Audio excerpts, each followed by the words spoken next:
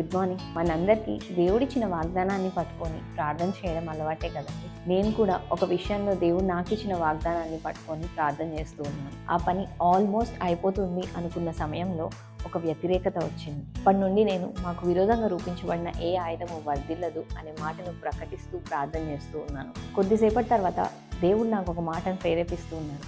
Stop what your praying. నువ్వేం ప్రార్థన చేస్తున్నావు దాన్ని ఆపేసి. వెంటనే నేను దాన్ని ఆపేసి ఆలోచిస్తున్నాను. దేవుడు ఎందుకు ఇలాగా చెప్పాడు అని నేను ఆలోచిస్తూ ఉండగా దేవుడు నాకు బయలుపరిచింది, డోంట్ డూ రియాక్షనరీ ప్రేయర్స్. మీ పరిస్థితులు మారుతూ ఉండొచ్చు కానీ మీ ప్రార్థనలు మారుతూ ఉండకూడదు. మీ ప్రార్థన దేవుడు ప్రేరేపించినదా లేకపోతే అపవాది ప్రేరేపించినదా? ఆ సమయంలో నేను అదే చేశాను. దేవుడు నాకు ఇచ్చిన వాగ్దానాన్ని విడిచిపెట్టి అపవాది ప్రేరేపించిన దాన్ని ప్రకటిస్తూ ఉన్నాను. మీ పరిస్థితి ఎలాగ మారినప్పటికీ అపవాది ప్రేరేపించిన దాని చొప్పున కాక దేవుడు మీకు ఇచ్చిన వాగ్దానం చొప్పున ప్రార్థన చేయడం మానకండి. Have a blessed day.